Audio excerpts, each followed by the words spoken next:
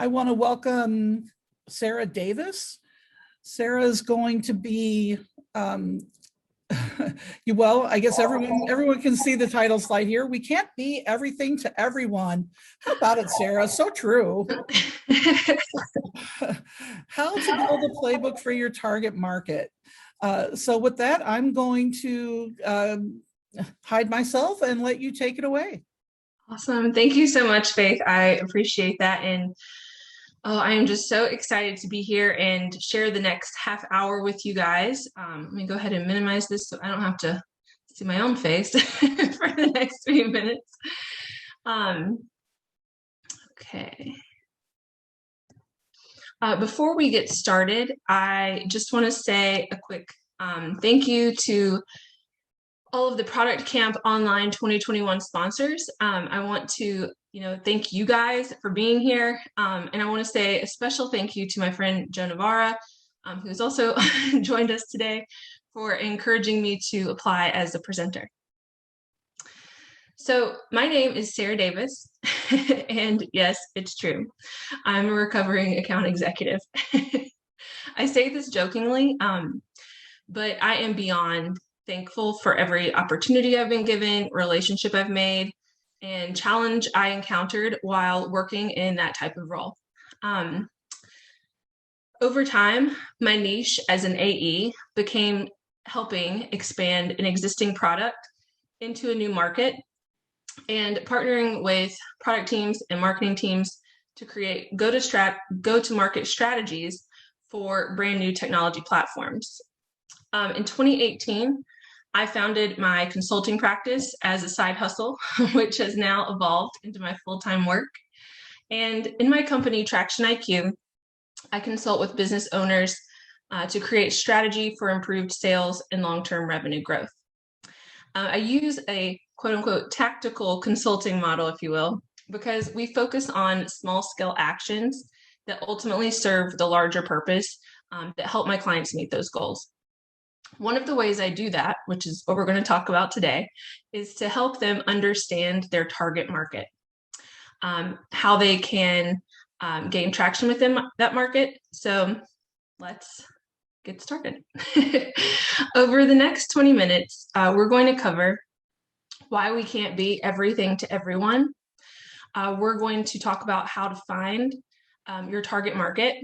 And we're going to talk about how to develop a playbook for that specific target market. And then last but not least, we're going to talk about why it's important to keep your revenue model simple, at least at the beginning. My goal is that everyone will leave this presentation with practical next steps around target market strategy that you can implement as soon as possible. We're going to have some time at the end for Q&A, but if anything comes to mind during the presentation, please just go ahead and drop those in the chat and let's get started. So, hypothetically, if I were to ask every single one of you here today the question, who is your target market? I guarantee, I would even bet money on it, at least a few of you would say everyone. And everyone, because all markets need my product or service, right? And the truth is, everyone might be able to use your product or service, but people do not care about products. People buy based on finding a solution that solves a specific problem. In sales, there's a popular phrase that describes casting a wide net when it comes to finding customers. For some companies, casting a wide net and seeing what sticks, kind of like throwing spaghetti against a wall, it absolutely works until it doesn't and creates a big mess. So being all things to all people is not a sustainable business model. I'm going to repeat that. When you try to create a product that is all things to all people or all companies, that is not a sustainable business model. It's not likely that a potential customer that only sort of has a problem that your product or service might solve are going to convert to being a client at any point. And the terrifying reality is that the number one reason startups fail is that there's no market need. So spending time in markets where you're unsure of your product fit is just going to waste your time. It's going to waste your resources, and it's going to keep your target market from seeing you and your team as the experts that you are. So as we move toward being able to find our target market, let's start to understand the problem that you solve. Oh wait, no, that's not right. Oh God, this is so embarrassing. I did it again. One of the biggest struggles that startups and new businesses have is that we've been doing it backwards. Instead of trying to understand who we're solving the problem for, we've looked at the problem that we're trying to solve. A founder will likely find a problem, create a solution, and then go searching for their target market. That was me when I started my consulting business. And honestly, it's been every single tech company I've worked for and every single startup I've helped as a consultant. So if this is you too, let's work backwards together and understand why we need a well-defined market. So having a well-defined market means being able to intimately understand a customer's problem. And that in itself sets you apart. It differentiates your product or service in a potentially crowded marketplace. When you can differentiate your product or service, you become known as an expert to that specific type of customer. When you become an expert, you're trusted by those customers who will then share with you other problems that they have. And when they share other problems that they have, you can build a better product for them. When you build a better product for them, you're better able to forecast sales numbers and rely on a predictable revenue coming from that market. And finally, having predictable revenue makes your company more valuable, and it will seem more attractive to investors as your company grows.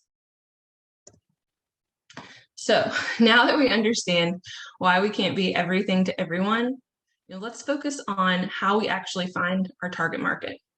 Our goal here in understanding this is to get as specific as possible and learn as much as we can about who makes up our particular target market. So step number 1, if you're fortunate enough to have a current customer base, the best, most logical place to start to understand your target market is to learn why your current customers use your product or services. If you don't have a base of current customers, that's okay. Hold tight. Just wait for step number 2. We're getting to it. But when you go to talk to your current customers, you want to understand the problems that they were seeking to solve when they agreed to use your product or service in the first place. And then you're going to want to understand, has your product or service actually solved that problem? Sometimes the initial reasons that we think people buy aren't actually accurate, and that's perfectly fine. That's okay. It just reinforces why it's so important to talk to current customers and hear directly from them. So here in step number 1, repeat this with as many customers as possible. Step number 2, we need to understand the competitive landscape. Who are the other players with similar products or services that are also inside this market? What markets or types of customers have they most successfully worked with? And probably what needs to stand out the most here is when you're looking at these other competitors, what makes your product or service different from theirs? If someone is solving a problem for a specific market, don't necessarily go after that market just because it seems to be working for them. It might also work for you too, but then you're excluding other markets just for that reason. It's important to find the market that has the most need for your product or service. Step number 3, there's a time and a place to use certain types of products and services. For example, I've worked with a company who sells a platform for due diligence process of a financial transaction. So rounds of funding, buyer sell sides, IPOs, things like that. If that company isn't going through a financial transaction, they don't necessarily use that type of technology platform. So the question we want to ask ourselves here is, does your product or service have seasonal, timely, or circumstantial based needs for it to be used? And the reason this is critical to know early on is because it helps how you eventually build your revenue model. Step number 4, where will your customers buy your product? Will you need to interact with them in person? Is there a physical component to the service or product that you provide? Will you do everything online? The most important thing to know is, are your customers willing to meet you where you sell your product? I'm going to use this pretty obvious example, but if you think your target market might include senior citizens and your product is 100% web-based, you might be overlooking a large portion of this market.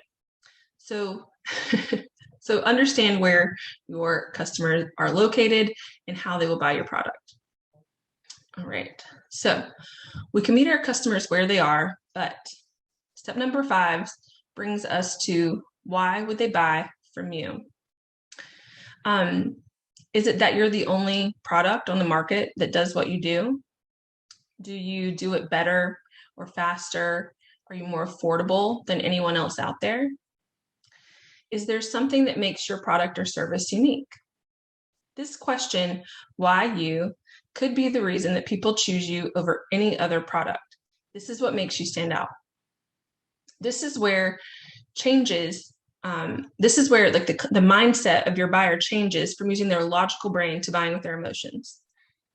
One of my favorite speakers and authors, Simon Sinek, says, people don't buy what you do, they buy why you do it.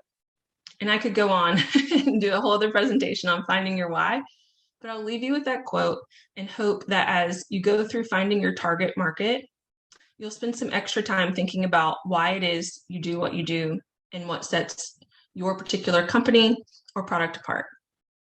It's the authenticity that comes from knowing and understanding that why that captures a customer's attention and keeps them coming back. Okay, so now we know our target market. Let's learn from them and build that playbook. The first step in building your target market playbook is to conduct some market research. Using open-ended questions, like the ones I've listed on this slide, you'll be able to put yourself in the shoes of your target market.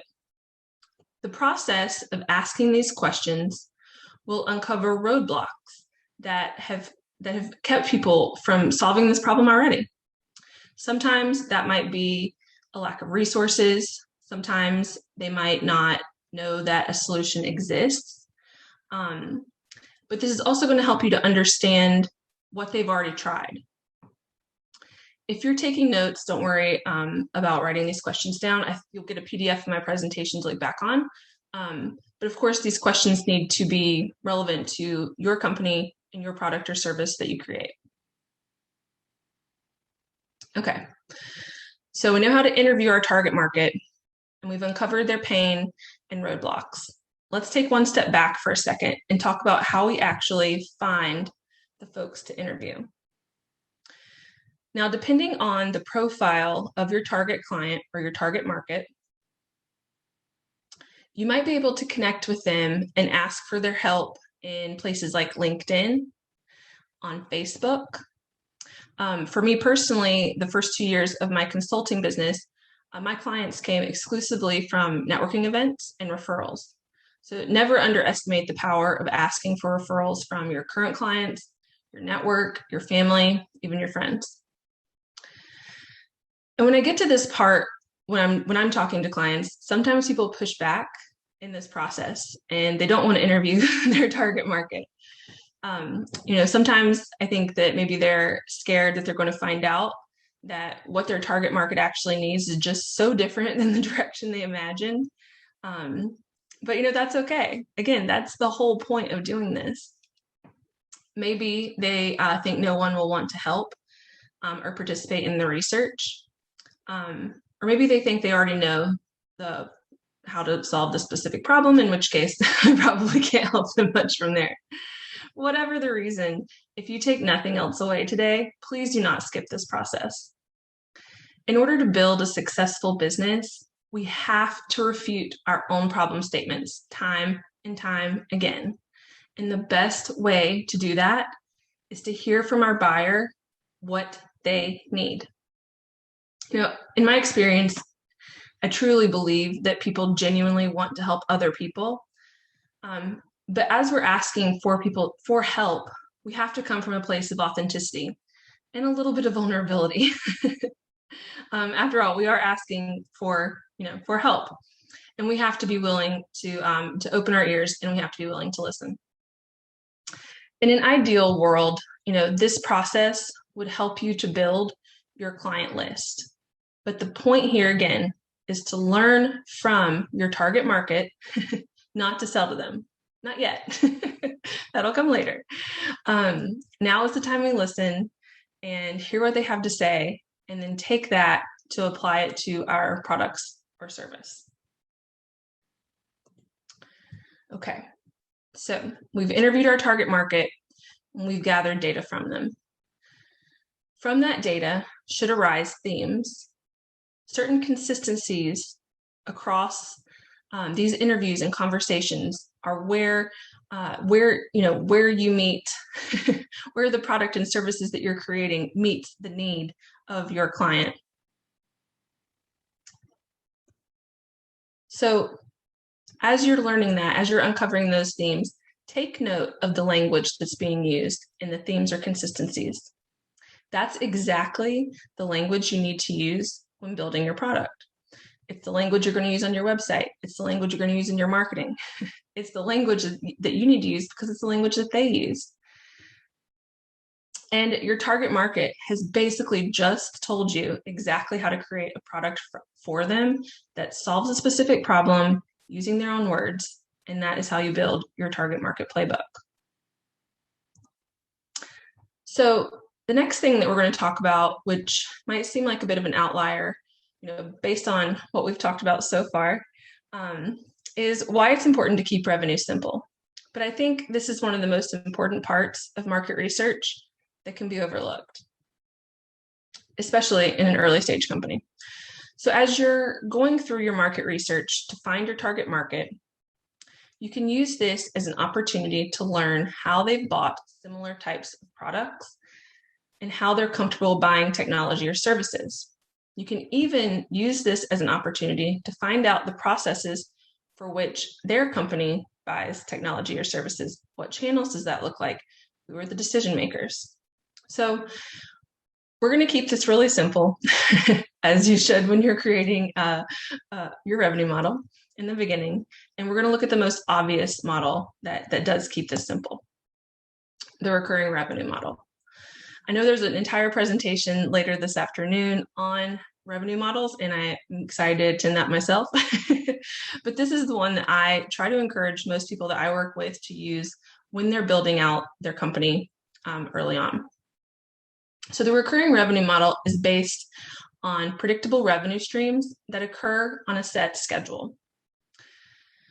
This model is important because it creates a constant stream of revenue and reduces the likelihood of churn or people who choose to stop doing business with you, which is what we all want to try to avoid. So there's no doubt that growing a business is hard, but it is so much harder if you start off with a one-off sales model. With a one-off sales model, you sell to your customer once, and with a recurring revenue model, you sell to them repeatedly, just like the names sound. So while at the beginning, it might seem like the recurring revenue model might make you less profit off of a sale, it provides stability. And over time, that stability is what keeps you in business. It's what will attract investors. And if you ever decide to sell your company, you'll find that your company will be much more valuable when using a recurring revenue model. So now that you've learned why we can't be everything to everyone, and you've uncovered how to find your target market, you know how to develop a playbook for that target market, and I've left you a couple of ideas on how to keep your revenue model simple. I hope that you will apply some of these strategies and create a product specifically for your target market. continue to use them time and time again to refine who your target market is and how you serve them. If we've learned anything over the past year, it's that things evolve and change, sometimes rather quickly. And when you're frustrated or feeling stuck or at a point where you're questioning it is what you do, using these types of strategies will remind you why your business exists to begin with and will set you up for long-term success. So thank you so much for your time today. If you go through any of these exercises, I know they're quite high level.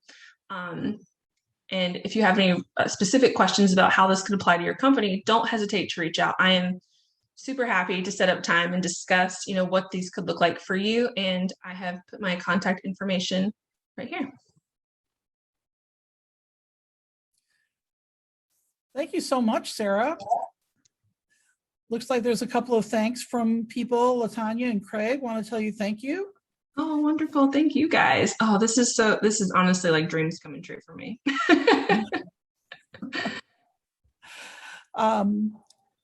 Joe would like to know if you have any suggested questions to ask when interviewing our target market. Yeah, I think a couple of things to understand, as I mentioned in the presentation, knowing, what they've already done to try to solve a specific problem is a great place to start. So you kind of know what you're up against. I think understanding what solving that problem would look like for them is another great place to start, because then you're getting to like the heart of, why this is even important. And then I think that there's also some questions that, can pertain specifically to the type of company that you have or the type of product that you're creating. Yeah, and if anybody has any questions specifically on that, I would be happy to just, to set up time and help you create those questions.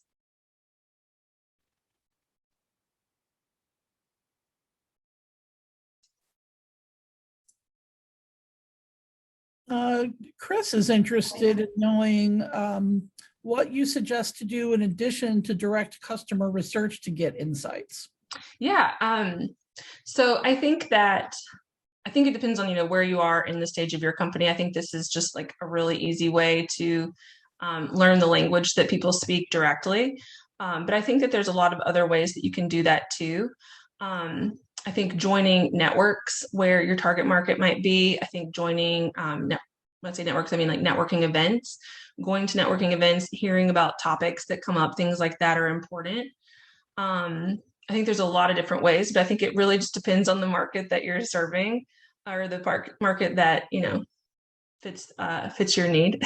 So, but I would say, doing social things like networking events, Facebook groups, if that's applicable, just kind of knowing where that target market might be out in the world and being as much a part of that as you can.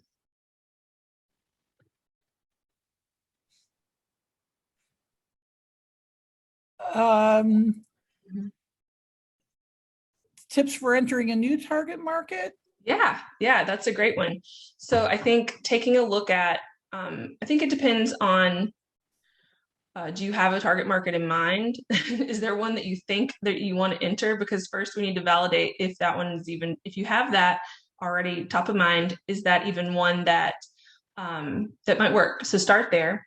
And then if you don't, look at, parallel markets to like the one that you're already serving. So as you expand, if you're working in a specific market and you see something working well, what are some parallel markets that you think that you could expand into that might make sense, and then kind of start to interview those people as well.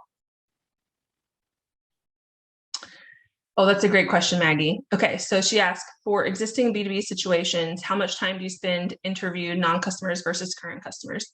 So I would say probably about equal the amount of time, because it just depends. I think start with your current customer base, learn from them. If that seems to have some traction, if that seems to be the right way to go, then of course, like continue on with that, and then bring in people from that market that aren't necessarily, your target market. If it's leading you outside into a different target market, obviously you're going to want to spend a lot more time with people who aren't your clients. So I think it just depends, starting with your current clients and then kind of growing from there. So what are challenges you faced during your journey and how did you approach? Okay, this is a great question. So a couple of challenges, and part of the reason that I even, my business evolved and came to be was from working as a technology salesperson for a company who had not done any of this, that created a product, put it out into the market, hired salespeople, and then asked them to sell it. And that was really hard. It was really frustrating for me. It was really frustrating for our clients, our potential clients. And so that that is one of the biggest challenges that I face. And even then when I started my consulting business, and as I mentioned at the beginning, I looked at the problem I was trying to solve instead of going directly to the people I wanted to help solve it for. So those are a couple of the challenges that I've faced in my journey. With the technology company I worked for, I started implementing some market research strategies then, even though I didn't quite understand what it was that I was doing. I started interviewing the people that I would want to work with, understanding their problem, and then kind of taking that back to my own team. So yeah, that's kind of how the concept of everything that I do grew. Yeah, and Chris, let's see, I'm so sorry. It looks like Chris has kind of got a follow-up about. Yeah, he's 100% right. Yep. Using a survey to validate your product is widely accepted, and I would highly encourage you to do that. There are some really great platforms out there that make doing those surveys really easy. If you'd like to know anything about like what they are, what I've used in the past, I would be happy to share those with you. And Courtney had a question about, suppose you're trying to target a market or an industry that might be far behind other industries, maybe, offering marketing services to the agriculture industry where maybe they're not as, not as mature in their understanding about how to use those services or take advantage. Her question specifically is how much time you spend educating a new client in that situation. I think, that's a great question. How much time would you spend educating a new client on how? Okay. I mean, it's important, I think, to kind of meet clients where they are. You don't want to offer them something that is going to be outside of their, too much outside of their comfort zone. Of course, we want to encourage people to to grow and adapt to certain types of technology or certain types of mindsets. But I do think that I think instead of educating a new client that might be in an industry that's really far behind other industries, I would just try to meet them where they are. So that would be part of your, like, how you address the problem that is that you're solving for them, is that you're kind of meeting them where they are. So you're only you are providing them with things that they're comfortable with, if that makes any sense.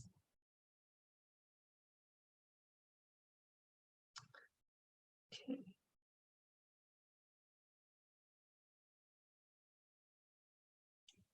Yeah, I can't, also, I love what Chris followed up with, but yeah, using a survey to validate is honestly like one of the most important things that you can do. I'm happy to answer any other questions you guys have, or you can connect with me offline. I can put my LinkedIn profile directly in the chat, or you can find me, you can send me an email or connect with me through my website.